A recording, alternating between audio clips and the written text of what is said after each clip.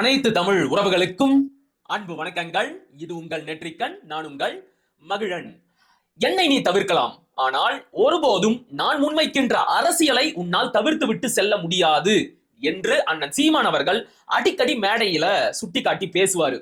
அதுக்கு ஏத்த மாதிரியே தமிழ்நாட்டில் இருக்கின்ற செய்தி ஊடகங்கள், காட்சி ஊடகங்கள் இவங்க எல்லாருமே அண்ணன் சீமான் அவர்களை மக்களுடைய பார்வையில் இருந்து எவ்வளவுதான் மூடி மறைக்க நினைத்தாலும் அவருடைய பேச்சுக்களும் கருத்துக்களும் சமூக வலைதளங்கள் மூலமாக மக்கள் மத்தியில சென்றடைந்து மிகப்பெரிய தாக்கத்தை ஏற்படுத்திக்கிட்டு தான் இருக்கு.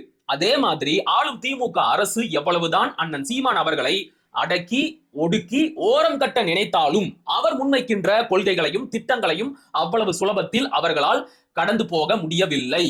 இப்ப 4 நாட்களுக்கு முன்பு நடைபெற்ற மரங்களின் மாநாட்டில் பேசிய அண்ணன் சீமான் அவர்கள் முக்கியமான ஒரு கருத்தை சொல்லி இருந்தாரு.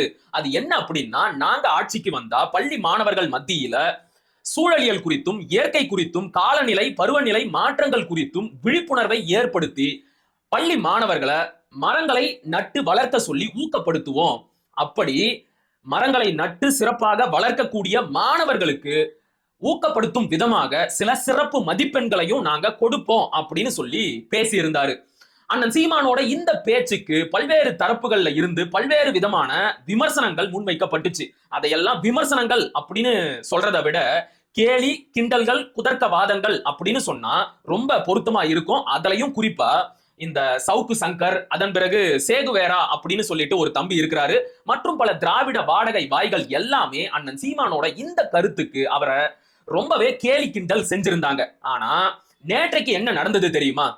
தமிழ்நாடு அரசின் பள்ளி கல்வித்துறை, திராவிட மாடல் அரசின் பள்ளி கல்வித்துறை ஒரு அறிவிப்பை வெளியிட்டு இருக்கிறாங்க. என்ன அறிவிப்பு அப்படின்னா, மாணவர்களிடம் இயற்கை குறித்தும் சூழலியல் குறித்தும் விழிப்புணர்வு ஏற்படுத்த மாணவர்கள் மரம் நடும் திட்டம் ஒன்றை அறிவிச்சிருக்கிறாங்க.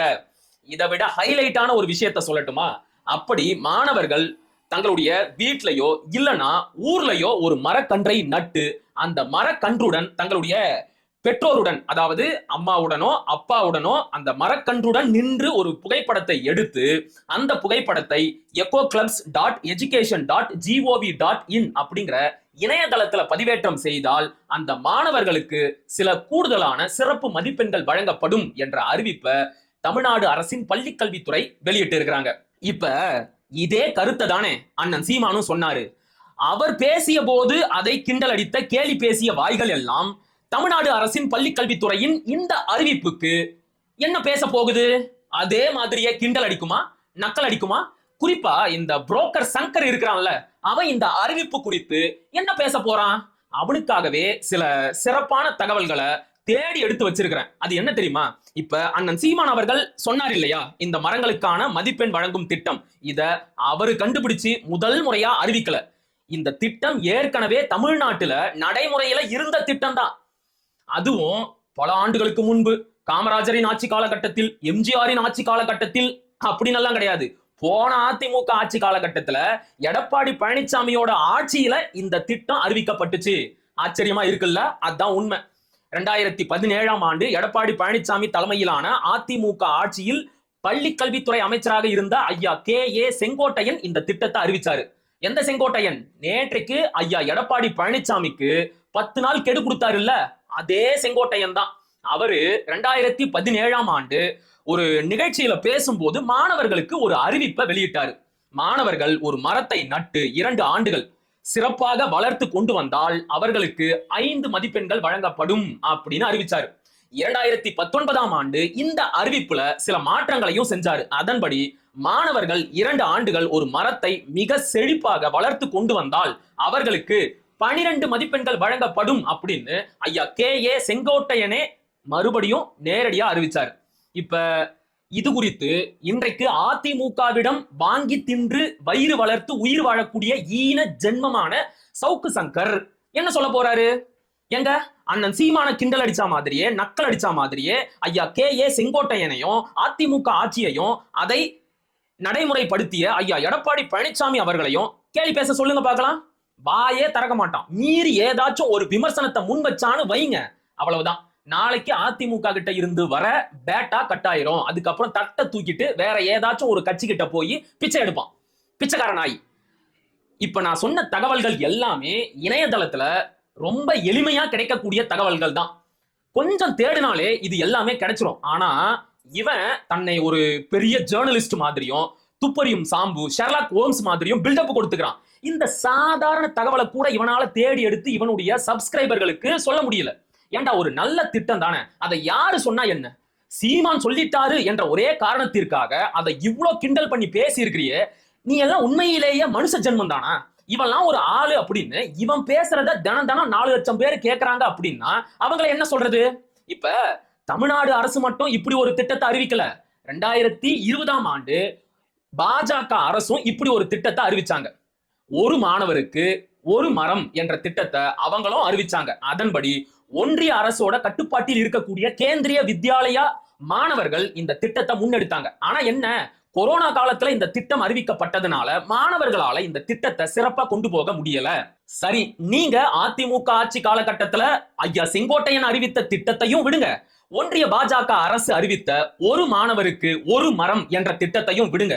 இந்த திமுக ஆட்சியில, இந்த திராவிட மாடல் ஆட்சியில கடந்த 2022ஆம் ஆண்டு தஞ்சாவூர் மாவட்டம் பேராவூரணிக்கு அருகில் உள்ள கொன்றைக்காடு அரசு உயர்நிலை பள்ளியின் தலைமை ஆசிரியராக இருந்த அம்மா மகேஸ்வரி அவர்கள் ஒரு முக்கியமான அறிவிப்பை வெளியிட்டாங்க. அதன்படி மாணவர்கள் மரம் நடுவதில் ஈடுபட வேண்டும். எந்த மாணவர் மிக சிறப்பாக மரம் நட்டு வளர்க்கிறாரோ அவருக்கு பரிசு வழங்கப்படும் அப்படின்னு சொன்னாங்க.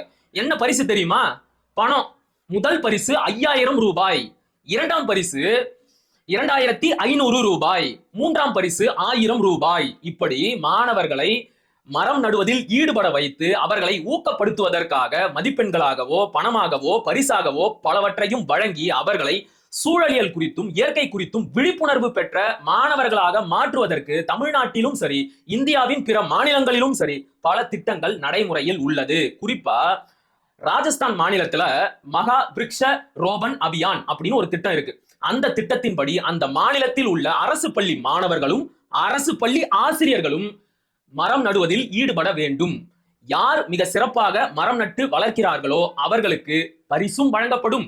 மரம் நடுவதில் ஈடுபட்ட மாணவர்களுக்கும் ஆசிரியர்களுக்கும் ஊக்க மதிப்பெண்களும் வழங்கப்படும் அப்படின்னு ஒரு திட்டம் ராஜஸ்தான்ல இருக்கு. அடுத்து ஹரியானாவுல கடந்த 2021ஆம் ஆண்டு அந்த மாநில அரசு பதுகிரி அபியான் அப்படின்னு ஒரு திட்டத்தை அறிவிச்சாங்க. இந்த திட்டத்தின்படி 6ஆம் வகுப்பில் இருந்து 12ஆம் வகுப்பு வரை படிக்கின்ற மாணவர்கள் மரம் நட்டு வளர்த்தால் அரை ஆண்டுக்கு 50 ரூபாய் பணம் அவர்களுக்கு பரிசாக வழங்கப்படும். 12ஆம் வகுப்பு மாணவர்களுக்கு 10 மதிப்பெண்கள் கூடுதலாக வழங்கப்படும் அப்படின்னு ஒரு திட்டத்தை அந்த மாநில அரசு அறிவிச்சிருக்கு. இது மட்டும் கிடையாது, ஜெர்மனியில பிளானட் ஃபார் பிளான்ட் அப்படிங்கிற ஒரு இயக்கம் இருக்கு. இந்த இயக்கத்தின் கீழே அந்த நாட்டோட பள்ளி மாணவர்கள் அந்த நாடு முழுக்க பல இடங்கள்ல மரங்களை நட்டு வளர்த்துக்கிட்டு தான் இருக்கிறாங்க. அதே மாதிரி அமெரிக்காவிலையும் ஆக்ஷன் ஃபார் நேச்சர் அப்படின்னு ஒரு இயக்கம் இருக்கு. இந்த இயக்கத்தின் கீழே பல பள்ளி மாணவர்கள் மரம் நடும் திட்டத்துல ஈடுபட்டுக்கிட்டு தான் இருக்கிறாங்க. ஆக அண்ணன் சீமான் அவர்கள் எதையுமே புதுசா அறிவிக்கல.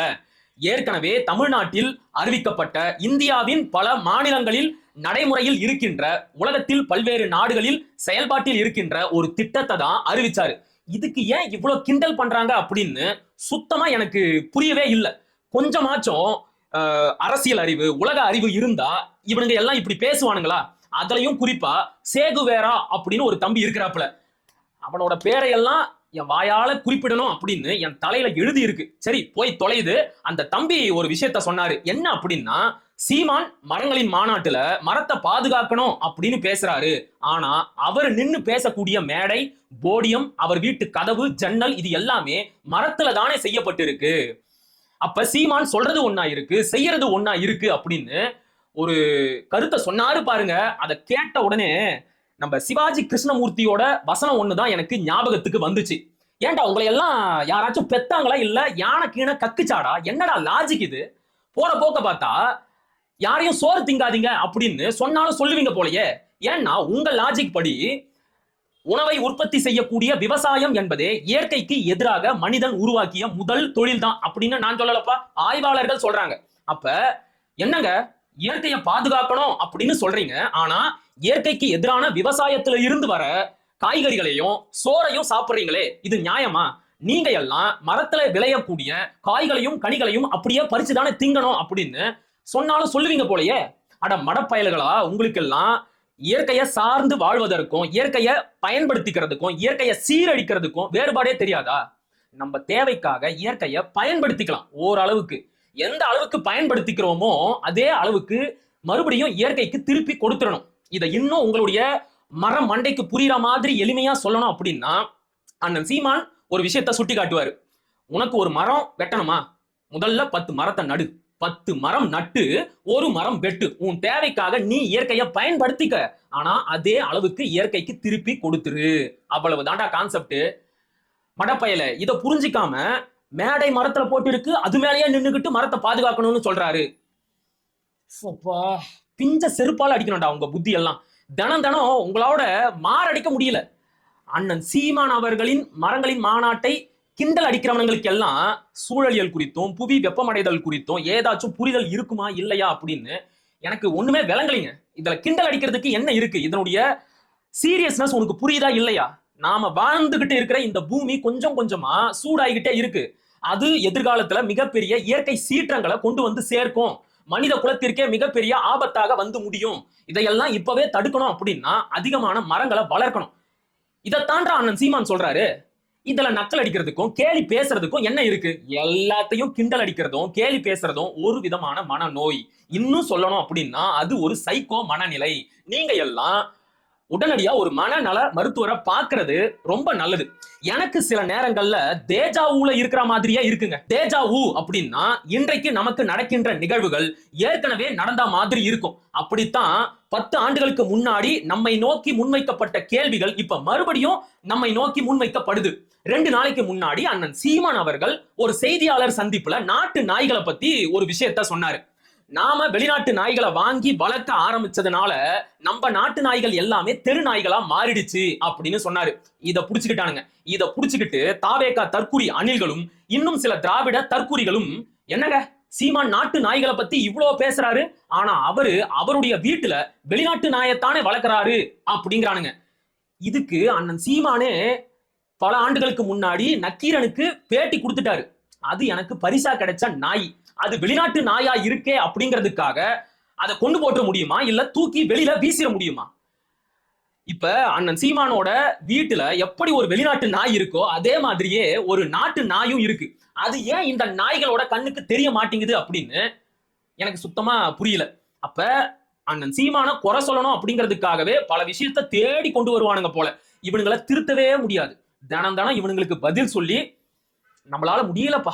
சரி, ஓகே, நாளைக்கு என்ன கொண்டு வரானுங்க அப்படின்னு பார்க்கலாம். மீண்டும் ஒரு காணொலியில் சந்திப்போம். அதுவரை இணைந்திருங்கள். இது உங்கள் நெற்றிக்கண், நான் உங்கள் மகிழன். படிப்போம், பகிர்வோம், பயன்பெறுவோம், கற்போம், கற்பிப்போம், களமாடுவோம். தமிழ் வெல்க, தமிழர் வாழ்க, தமிழ்நாடு வளர்க, தமிழ் தேசியம் மலர்க மலர்க மலர்க. நன்றி, வணக்கம்.